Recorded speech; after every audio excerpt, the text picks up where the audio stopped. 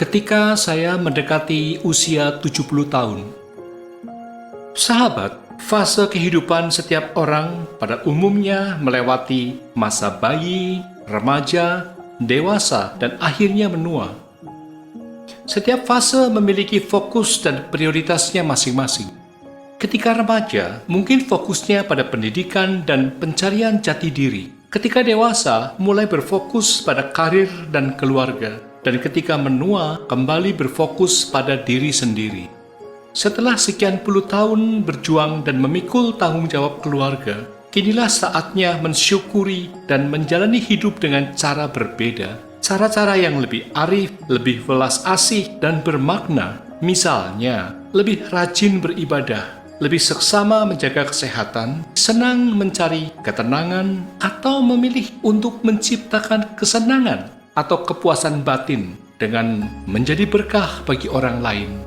Saya melewati usia 60 tahun dan menuju 70 tahun, memiliki beberapa outcome atau komitmen. Beberapa sudah saya lakukan sejak awal, sebagian lagi sedang dan akan terus saya lakukan ke depan. Inilah beberapa komitmen yang sudah, sedang, dan akan saya jalankan itu. Pertama, setelah mencintai orang tua, saudara, pasangan, anak-anak, dan teman-teman saya, kini giliran saya mencintai diri saya sendiri. Kedua, dunia tidak berada di pundak saya, dan saya pun menyadari bahwa saya memiliki keterbatasan. Saatnya untuk berbagi beban dan tanggung jawab. Ketiga, berhenti tawar-menawar dengan pedagang kecil.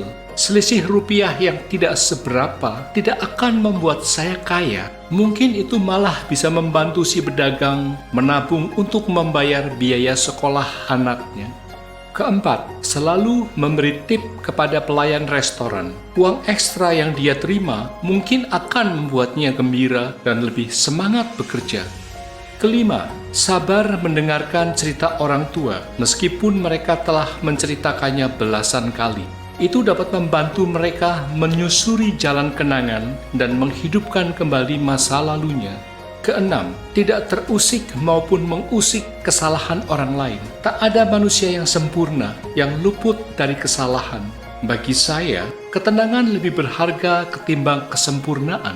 Ketujuh, memberikan pujian dengan tulus. Pujian adalah penambah suasana hati, tidak hanya bagi penerimanya, tetapi juga bagi saya sendiri. Sebaliknya, ketika saya menerima pujian, cukup mengucapkan terima kasih dan tidak perlu merasa jumawa.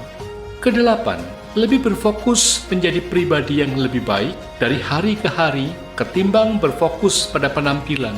Jadi, setitik noda di baju tidak akan mampu mengusik saya. Kepribadian lebih berbicara daripada penampilan. Kesembilan, menjauh dari orang yang tidak menghargai saya. Mereka mungkin tidak tahu nilai saya, tapi saya tahu siapa diri saya. Dan bukankah hidup sebaiknya saling menghargai? Kesepuluh, alih-alih berpikir untuk membalas dendam ketika dihina atau dizolimi orang, saya lebih memilih untuk bertahan tidak melakukan hal yang sama pada orang lain.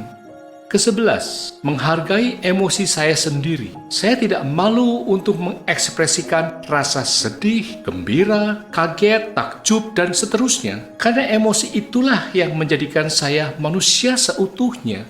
Ke-12, tak perlu memiliki banyak teman, tapi tidak saling care dan menghargai. Cukup beberapa sahabat saja, namun yang bisa membuat saya merasa senang, tenang, dan bermakna. Ke-13, lebih baik melepaskan ego daripada memutus persahabatan. Mengutamakan ego dapat membuat saya jauh dari sahabat. Dengan menjaga persahabatan, saya tidak akan pernah sendirian. Ke-14, selalu berpikir seolah-olah ini adalah hari atau kesempatan terakhir, sehingga saya tidak menyia-nyiakannya untuk selalu melakukan kebaikan dengan cara-cara yang baik.